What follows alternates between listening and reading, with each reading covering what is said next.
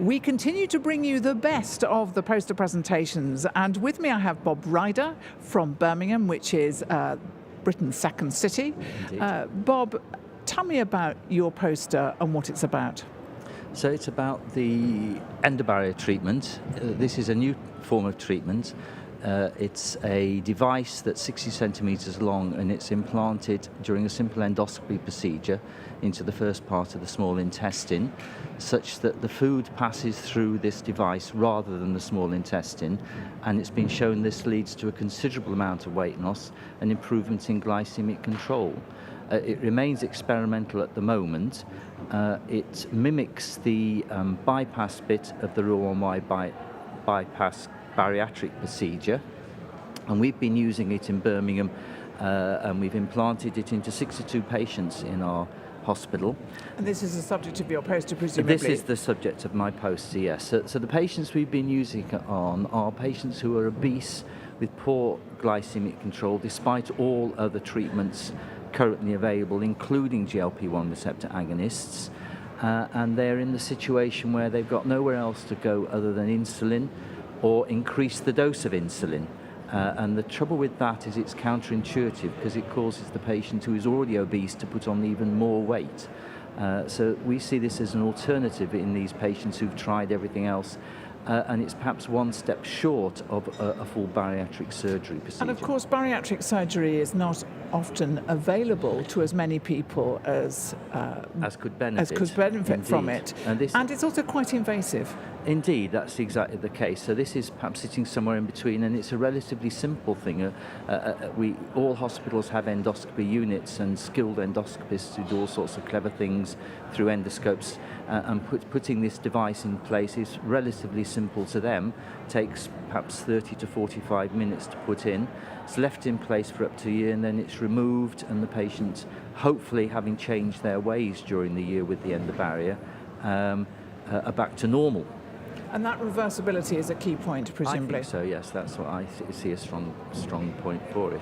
So the patients that we treated, the first 46 to have a full up to a year of treatment, started off with a BMI of 41.7, and they lost 15.7 kilograms mean, and hemoglobin A1C came down from 85 to 58. A considerable number of them were on, 60% were on insulin, and of those, a quarter were able to discontinue insulin, and the median dose of insulin dramatically reduced. The patients actually loved this treatment, so they were extremely happy about it.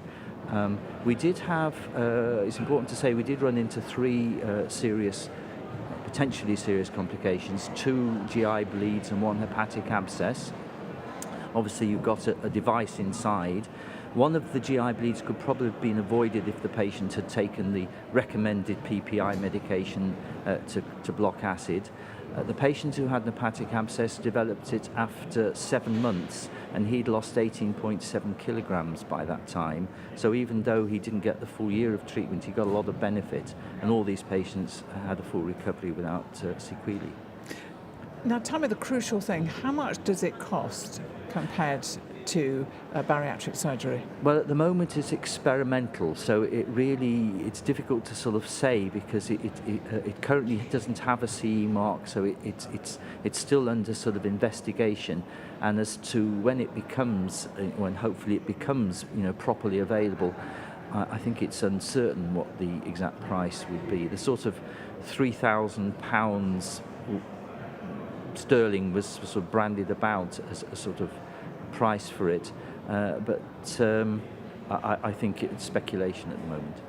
But nevertheless cheaper than conventional bariatric surgery. Yes, indeed. Because that's a key objective, isn't it? That yes. we are just simply failing all these people, yes, because we're not offering them bariatric surgery for a variety of reasons, of which money is only one, but it is a major one. Yes, and indeed, and potentially there aren't enough surgeons and bariatric units to provide treatment for this number of patients who are in this situation where the pharmaceutical agents have failed.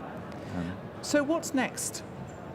Well, the company that make the device, a small company in Boston called GI Dynamics, are attempting to get a CE mark so that it can be used in Europe, and they're currently setting up a trial with the FDA in America to establish its safety and efficacy.